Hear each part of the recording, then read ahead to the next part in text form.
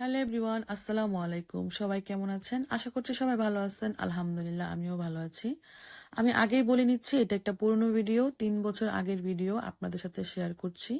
ওই সময়টা সামারের সময় ছিল, আমরা বারবিকিউ করি বাহিরে। বারবিকিউর জন্য আমি কি কি রেডি করে রেখেছিলাম আগে থেকে সেটাই আপনাদের দেখাচ্ছি। এখানে চিংড়ি মাছ ছিল, খাসির চাপ ছিল, বিফ ছিল, একটা সামুদ্রিক মাছ ছিল, খুব সুস্বাদু এই মাছটা দেখতে আমাদের বাংলাদেশের তেলাপিয়া মাছের মতো। আর ছিল চিকেন। তো এইগুলোকে আমি কয়েক ঘন্টার জন্য মশলা দিয়ে মেখে মেরিনেট করে রেখেছিলাম আগে থেকেই। কি কি মশলা দিয়েছিলাম সেটা ভিডিও করতে ভুলে গিয়েছিলাম। তো মেরিনেট করার পরে বিকাল হলেই আমরা বাইরে চলে আসি, আমার হাজবেন্ড কয়লা দিয়ে আগুন ধরিয়ে ফেলে।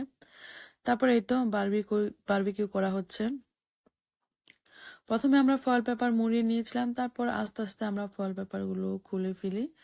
তো এই তো এইদিকে আমার ছোট বাচ্চাগুলো খেলা করছিল। এরকম পরিবেশ দেখে আমার বাচ্চারা খুবই খুশি ছিল, খুব আনন্দ করছিল। যেহেতু 3 বছর আগের ভিডিওটা, তো তখন ওরা কত ছোট ছিল দেখেন, এখনকার ছবির সাথে মিলালে বুঝতে পারবেন। আর এদিকে অনেক বাতাস ছিল, বাতাসের কারণে বারবার আগুন নিভে যাচ্ছিল।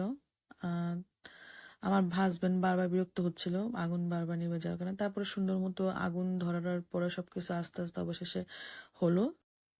তো এখানে চিকেন চাপগুলো সব হয়ে গেছে, একদম পোড়া পোড়া হয়েছে, অনেক সুন্দর স্মেল বের হচ্ছিল। তারপরে তো চিকেন গুলো হয়ে গিয়েছে, এখানে চিংড়ি মাছগুলো হয়ে গিয়েছে।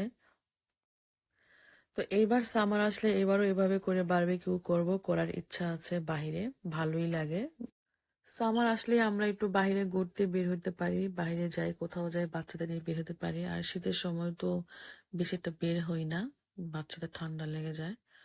তো এই তো সবশেষে মাছটা ছিল, মাছটা একটু সিদ্ধ হয়ে আসার পর আমরা ফয়েল পেপারটা খুলে ফেলি। তো মাছটা খুবই জুসি ছিল, খেতে খুবই সুস্বাদু হয়েছিল মাছটা।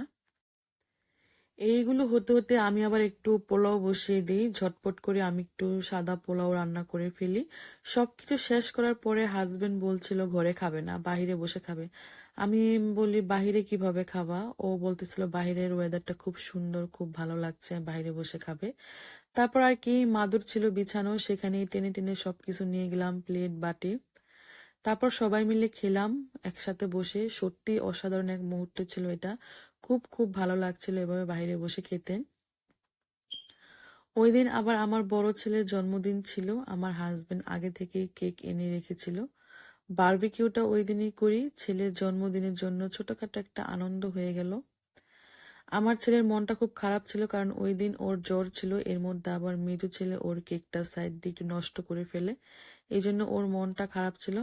তারপর বুঝে সুঝে একটু নর্মাল করেছি, তারপরে একটু ঠান্ডা হয়েছে।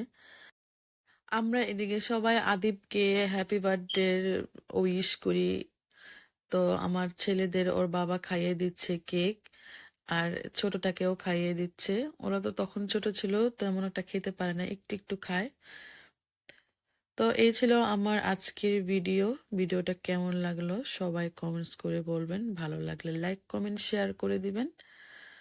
তো আজকের মতো এখানেই বিদায় নিচ্ছি, আল্লাহ হাফেজ।